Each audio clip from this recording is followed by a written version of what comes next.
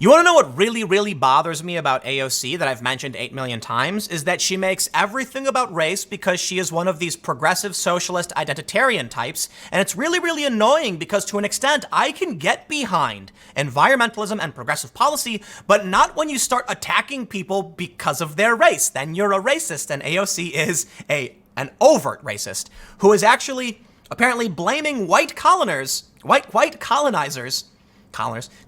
to blame for the hurricane that killed her grandfather.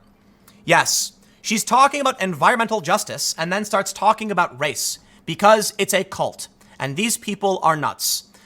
Let's read the story and we'll break it down for you, but I see the idea they're trying to make, but they're just crazy. They say AOC suggested last week that predominantly white colonizers were at least partially responsible for the 2017 hurricane that led to the death of her grandfather. The New York Democrats' remarks came Wednesday during a hearing of the House Oversight and Government Reform Subcommittee on Civil Rights and Civil Liberties, the Washington Times reported. AOC asked Mustafa Ali, Vice President of Environmental Justice, Climate and Community Revitalization for the National Wildlife Federation, about the consequences of climate change inaction for communities of color.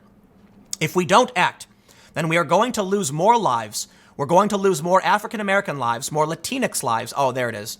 More Asian Pacific Islander lives, more indigenous lives, the witness replied.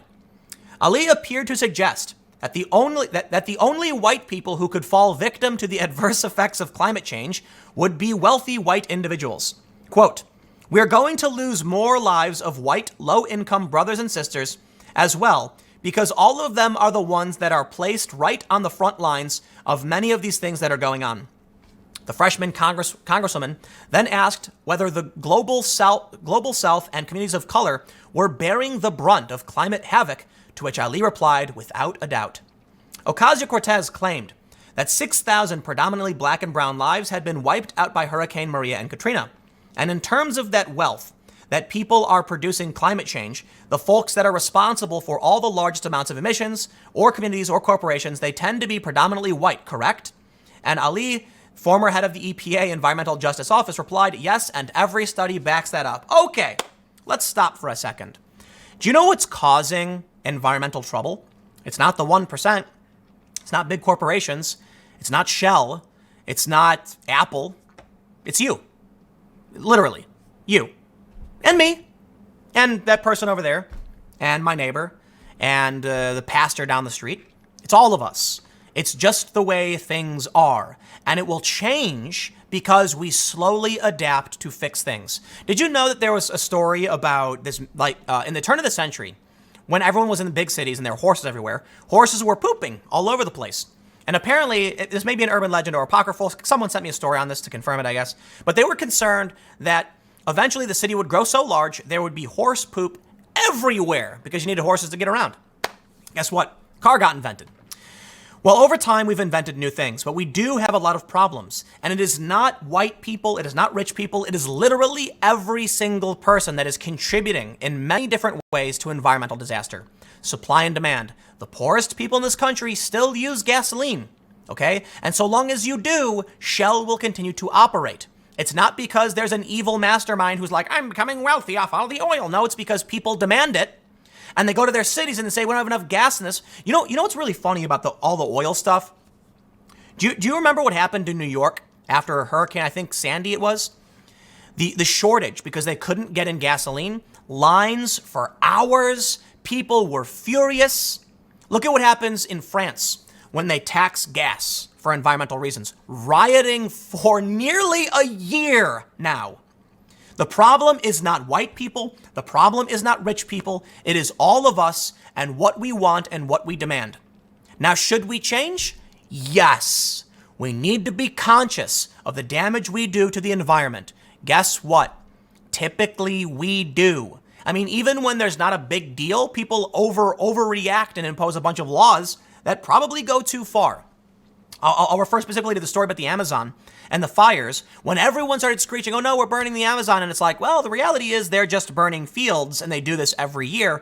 And this is not even the worst year. And no, they're not burning trees. But the bigger problem is urban expansion, which is chopping down the Amazon. You see, the issue is humans believe humans have a right. There are human rights, okay? So here's what ends up happening. You get these good-willed people who believe, we got to help everyone. Okay, but you realize if you bring food to a bunch of people in, say, the Amazon, and they eat that food, they will have children. Then there will be more people. Those people will need a place to live. They will need access to resources and water, and they will spread. There is a potential for overpopulation. There is a potential that population stabilizes. I don't know, there's a lot of conflicting narratives. But the issue is, what I see here hurts our chances of having a real conversation about reforms we can make to make the world a better place. Ocasio Cortez wants to interview a witness and say it is, what do they say? It's predominantly the white people that are doing this. Yep. And then here's where it leads to. When climate change happens, they say it's white, it's whiteness. It's like, dude, like China has 1 billion people, okay? There's like 500 million white people on the planet, but 1 billion Chinese people, let alone the rest of Southeast Asia and East Asia. These people have lost it. China is pumping out way more carbon dioxide. They're building more carbon power plants, but you're going to blame white people. Okay, you've lost the plot, dude. This is why I cannot get behind her. She is nuts. They say, Ocasio Cortez proceeded by segueing into one of her preferred narratives, white colonialism's impact on the environment and people of color. Quote, my own grandfather died in the aftermath of Hurricane Maria, she said. We can't act as though the inertia and history of colonization doesn't play a role in this. Okay. I'm going to tell you a story. When I was in North Dakota at the Standing Rock pipeline thing, a white guy, white progressive, told me that colonialism is causing all of these problems. And it was specifically in reference to me saying I had a business meeting in a couple days at like 8 a.m. I had to leave. He said schedules are whiteness and colonialist thinking. And I said, what do you mean scheduling is colonialist thinking? And he said the white colonizers brought all of this mentality to the United States. The Native Americans, man, they didn't have time or schedules. They just did what they needed to do when they needed to do it. And I said, what does that have to do with anything? What are you talking about? He said, white people influenced the world to create scheduling. And I said, dude, that's white supremacy.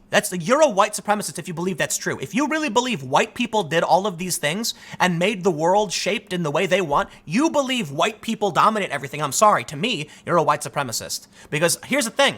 I have history going back, like my family. Yeah, guess what? Korean.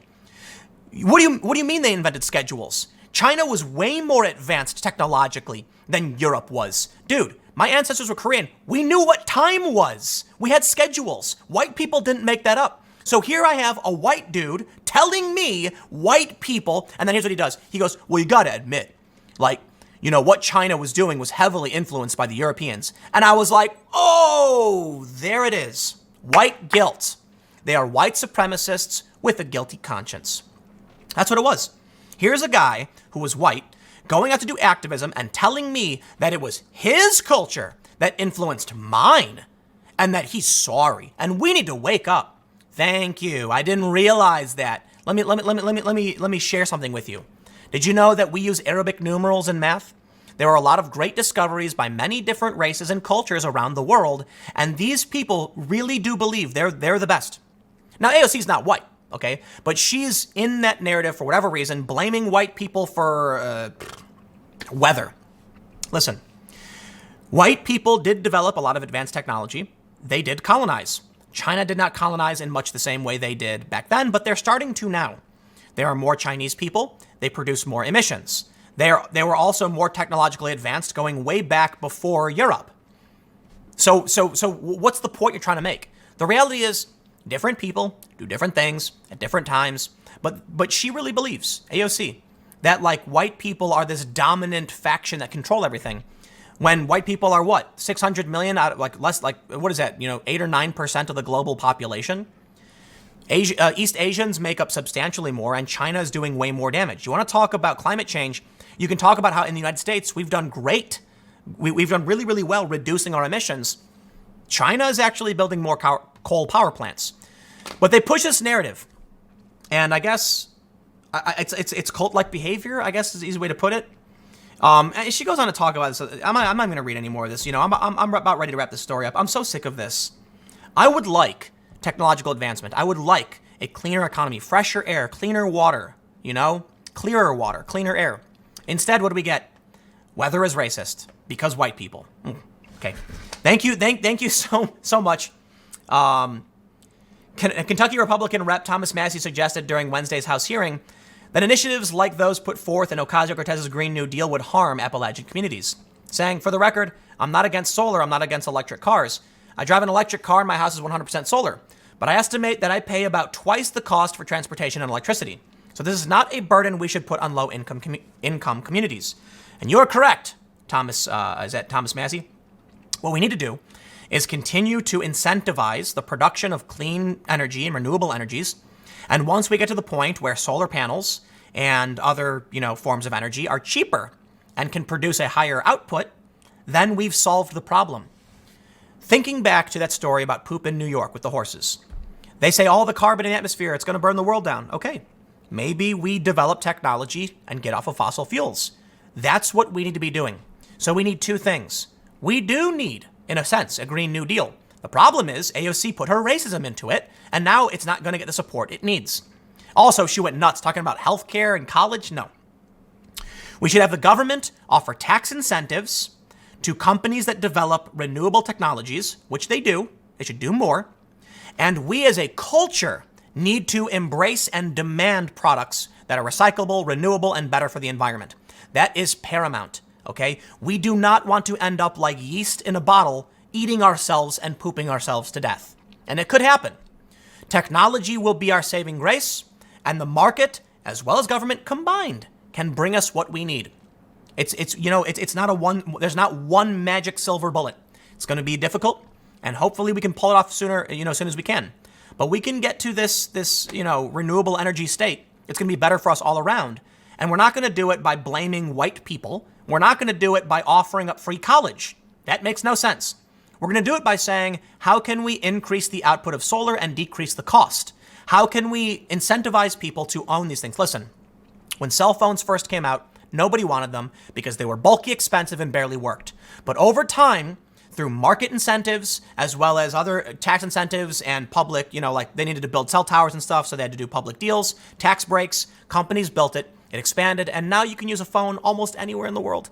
I was playing Hearthstone in Fukushima. It was nuts. You get the point. Stick around. I got one more segment coming up for you in a few minutes. I will see you all shortly.